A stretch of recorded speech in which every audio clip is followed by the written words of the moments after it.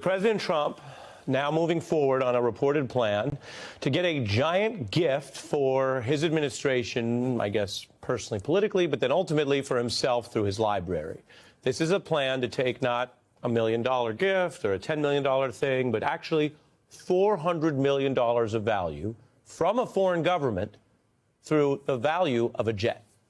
It is egregious. It is possibly illegal if Congress doesn't approve it. You might remember all that talk about the Constitution and the Emoluments Clause. But bottom line, there are also figures on the right who are concerned because, separate from the ethics and the obvious security implications, which we'll get to, this just looks really bad, greedy, thirsty even. So here's the plane. It's from the royal family of Qatar. It is a luxury Boeing 747 jumbo jet. The Trump administration says they would take this jet that you're seeing certain pictures of as a gift, and they would turn it into an Air Force One. And then they would keep it. So they'd use it for a few years. That's the plan that we have according to the reporting. But then Donald Trump would get it afterward as a private citizen. And the way they're finagling that is they say through his library, presidential library, but bottom line, if he's allowed to fly around on the $400 million jet from the foreign government and only gave it to him because he was president of your country, which is supposed to be a public interest position, well, it all looks pretty unseemly. There are questions here about national security, about the constitutional ban on gifts, which back in the day they called emoluments. The idea was, even then they knew that foreign governments with budgets and largesse could try to separate the leader of a country who's supposed to look out for the country, for you, separate that obligation from the leader's personal situation and throw a bunch of money or gifts at him, or him or her. So remember, the Emoluments Clause says Congress would have to approve this kind of thing. We are in Trump land, and they've been testing everything in the courts, but the concerns are piling up. Mr. President, what do you say to people who view that luxury jet as a personal gift to you? Why not leave it behind? You should be embarrassed asking that question. They're giving us a free jet. I could say, no, don't give us. I want to pay you $1 billion or $400 million or whatever it is. Or I could say, thank you very much.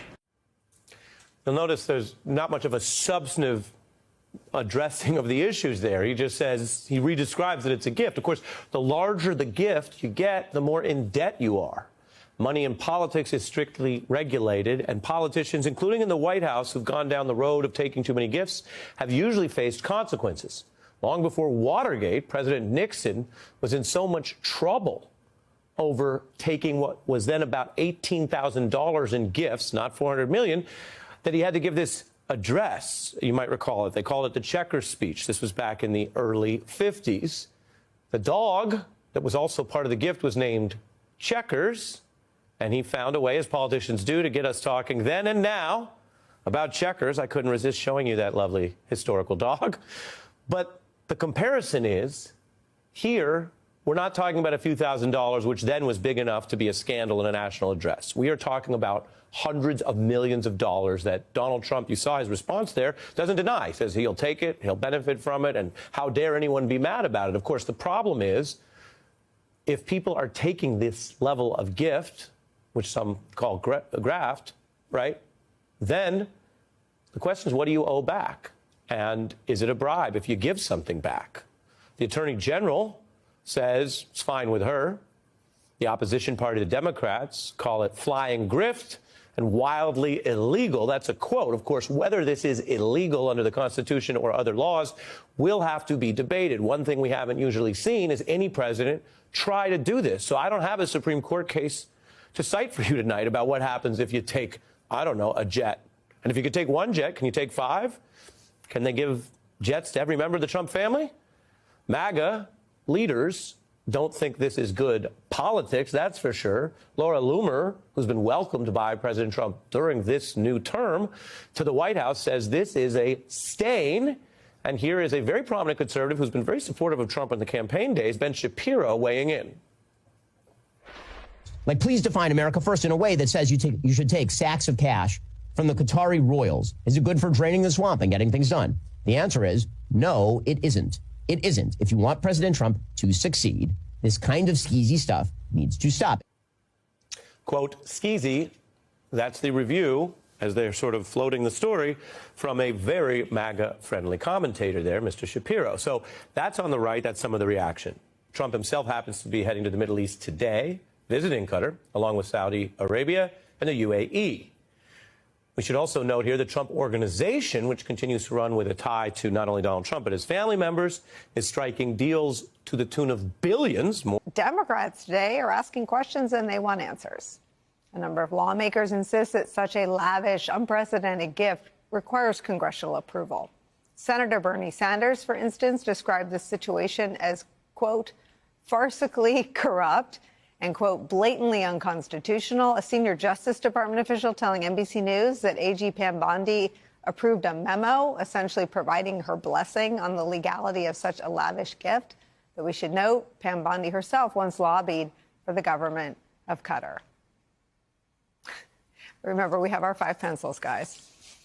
So much for buying American. It's where we start the hour with some of our favorite reporters and friends. New York Times Justice Department reporter Glenn Thrush is here with me at the table. Voting rights attorney, founder of Democracy Docket, Mark Elias is here. Plus, Princeton University professor, MSNBC contributor Eddie Glaude is here. Glenn Thrush, I had the privilege of working in a White House. I had the extraordinary privilege of traveling on Air Force One. And it is lavish and extraordinary as it is. It is a perfectly lavish palace in the sky right now, the one we have in America. It's also a military designation that makes it Air Force One. Air Force One isn't the plane. It's what it's called when the president is on it. So how is Qatar giving Trump an Air Force One? What does that even mean? Well, first, having flown on Air Force One quite a number of times myself, I would say I wouldn't describe it as a palace in the sky. I would describe it more like HUD headquarters in the sky. Maybe the press cabin. Let's have this debate. Well, Maybe the press cabin. But where the president sits is an extraordinary way to travel. Oh no, it's completely amazing, and there's the other thing about it is it's in the security provisions required on this plane are immense. They're not necessarily made public. It is designed essentially, as we knew from the September 11th attacks, to also serve, as you said, in the capacity of essentially being a flying White House when the situation on the ground is too dangerous for the president to be at the White House.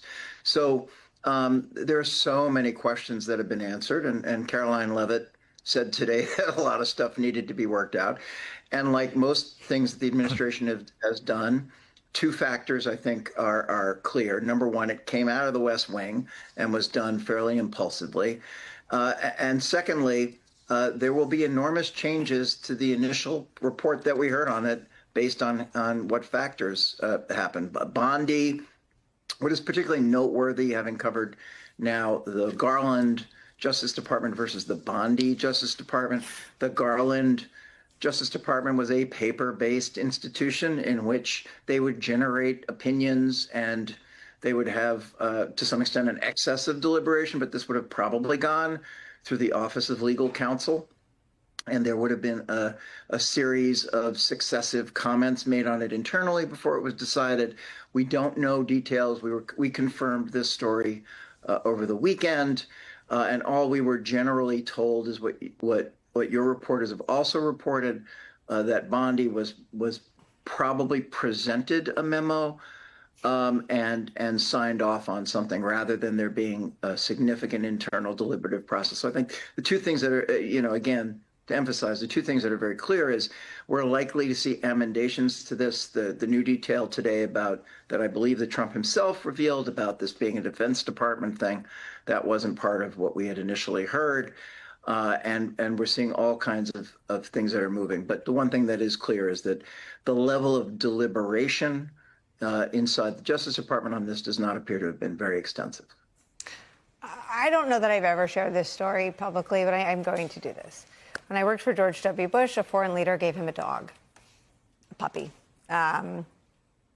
Gifts are like one of the most lawyered up elements. There are gift limits. There are gift ethics. Like walking the dog had to be checked with 35. Richard Painter was our ethics advisor. I mean, a million people were involved in the receipt and the handling and the care of the gift. Mrs. Bush kept the dog, but I mean, gifts are so heavily regulated, monitored, supervised. You can't give a president an airplane. No. In fact, I noticed on the last segment you had former Senator John Tester. I've known Senator Tester since he came to the U.S. Senate. I actually knew him briefly before he came to the U.S. Senate. I couldn't buy him dinner when he was in the U.S. Senate. Okay? I couldn't buy him a gift of anything beyond something nominal when he was in the U.S. Senate. This is not just in violation of the principles of the gift rules. This just puts those principles off by the side. If there is one thing that the founders of our country believed, it is not just that we wouldn't have a king, but we wouldn't take gifts from kings. It's literally in the Constitution that we do not allow princes and foreign governments to give things of value to the United States or to the president. That was central to what the founders had in mind that they were worried about. That was corruption to them. That was way out of bounds to them. And this is just making a mockery of the Constitution. It is making a mockery of our judicial system. It is making a mockery of Republicans who run Congress, who are going to do nothing. Some of them will say they didn't know there was a plane. Some of them will say they haven't paid attention to the details of the plane. Some of them will allege that maybe the Emiratis know better how to build planes. I mean, there will be all kinds of made-up explanations for why they do absolutely nothing. What we're seeing here is Donald absolutely betray his country. This is treason. And look, people are media reports, they're charging him with treason. They're saying this is an act of treason, charges the media. Not criminal charges, but you can often use the word charge as an accusation in a colloquial sense. And what we are seeing is that people are effectively saying you can't just take a plane, a friggin' plane, from any country. Even let's say Canada and the United States weren't fighting because Trump was an a-hole. And Canada, a nation that Americans respect and trust, offered Trump a beautiful plane. Even then, guys, people would be like, you shouldn't accept the plane, Donald. It's ridiculous. But Qatar is a controversial nation, let's say, with controversial issues.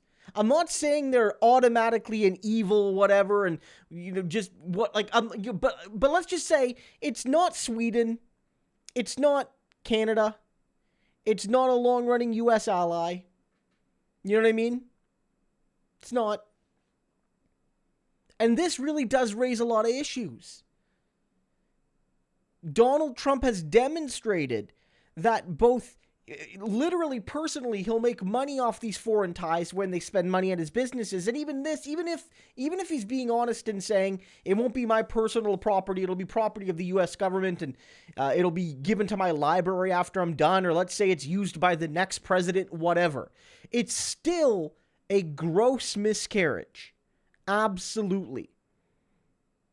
Donald Trump has demonstrated he will sell out Americans and their interest for his personal gain and his personal comfort. This is not a president. This is a monster.